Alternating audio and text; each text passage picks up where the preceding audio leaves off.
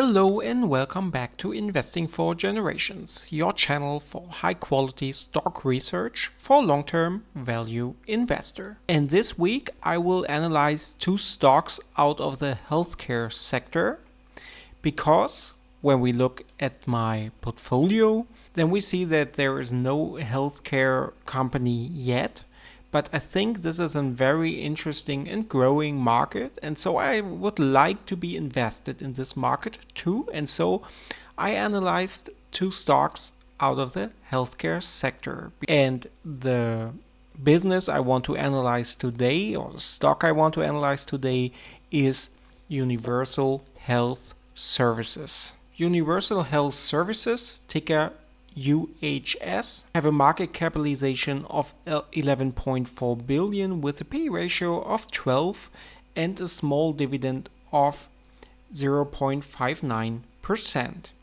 Universal Health Services right now is traded at $135. When we look at the long-term chart of Universal Health Services, then we see that the stock over the last 20 years went up from $12 to currently $134.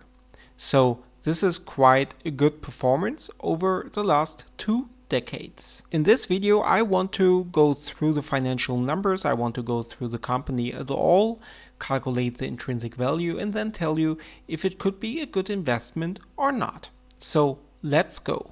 Universal Health Services is one of the nation's largest and most respected providers of hospital and healthcare services. It has 400 acute care hospitals, behavioral health facilities, and ambulatory centers across the US, Puerto Rico, and the UK. This is out of the annual report 2019 because for 2020 is not yet there. In 2019, UHS had 3.5 million patients. They have 90,000 employees. Very, very big healthcare company, and they are almost everywhere in the States. They have facilities in 37 states, Puerto Rico, and the United Kingdom. So really a big player in the healthcare sector. And why is the healthcare sector so interesting? The answer is very simple. The demographics are a big point because the number of the older people, and therefore even just alone of the age, the people who need more healthcare just rise over time. And here we see just a graphic that in 2050, 20% of the population in the States will be over 65. This is the same in all the Western countries, also in the United Kingdom, for example. And so it seems like the healthcare sector is really a sector which should grow over the next few decades. And a big part of the business of UHS is in the behavioral sector, and mental health is really a big thing, especially in Western societies and especially in the US. Mental health and substance abuse service industry is approximately $50 billion market. Estimated 73 million people in the US with diagnosable mental illnesses.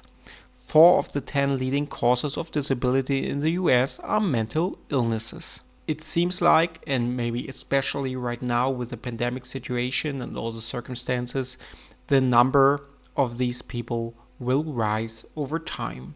That's of course is sad, but on the other hand, in the healthcare you have companies who help these people, and also the health insurances pay more and more for these people and for these illnesses. And what I really like with every business, and here especially with Universal Health Services, founder and executive chairman of the board and the CEO and president right now, it's just a family business. And what's even better and what I like even more in companies I invest in, they have a big share of the own company. I really like that because this just means the people in charge really care about the business. First of all, because it's a family business. Second of all, they have a big share also in the company. And so, on the first view, it seems a really, really interesting company in a very interesting sector. But of course, this is not all. So let's jump into the financial numbers of Universal Health Services. And therefore, as always, jump to macro.net and start with the revenue.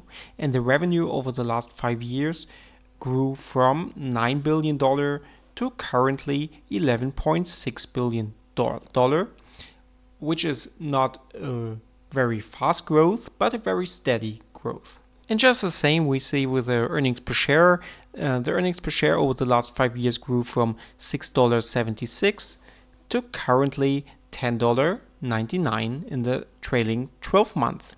The company works on net margins between 6 and 8%, and currently the net margin is 8.14%. The return on investment is not that good.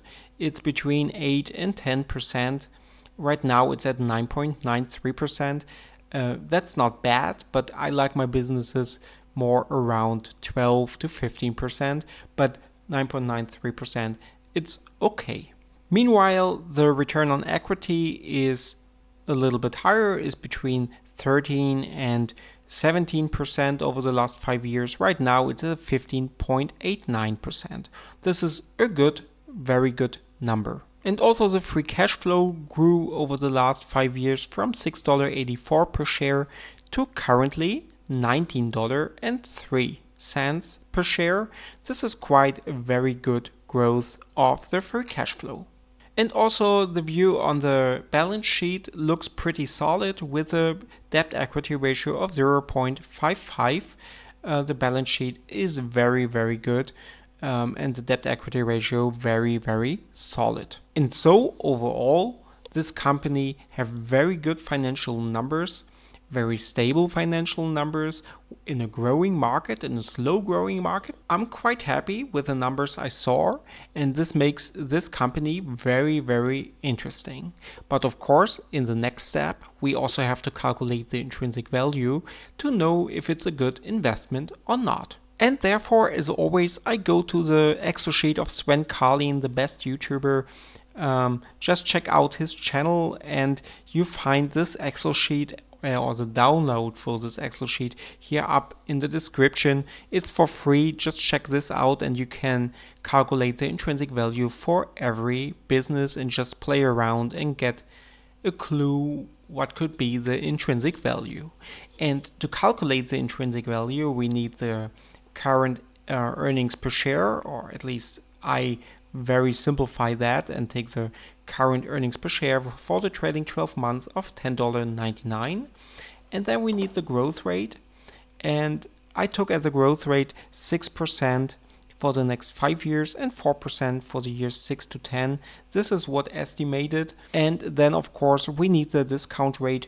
This is my expected return for all my investments in the stock market of 12%. And a conservative terminal multiply of 15, which is reasonable. And then we come to an intrinsic value of 163. And when we compare these calculated intrinsic value of $163 to the current price of $135, then we see that Universal Health Services is a little bit undervalued right now, which is not that often in this overall overvalued market. And so it's really, really interesting. I like to buy my shares at least with a margin of safety to the intrinsic value of 20%. We are not there yet. In the next few months, maybe there will be a very good chance to buy into this company. And so I put it on my watch list very high because it's not so far from a point where it's interesting for me. That's it with the analysis of Universal Health Services. And then in the next few days, I will analyze a second very, very interesting stock out of the healthcare sector. And if you don't want to miss that, then please subscribe to my channel, ring the notification bell to never miss another video. And don't forget, you'll also get a weekly update every weekend on my real money North American portfolio with all my transactions I do with a high transparency. So if you like that, Also, just stick with me on this way as a long-term value investor. So far, take care. Bye bye.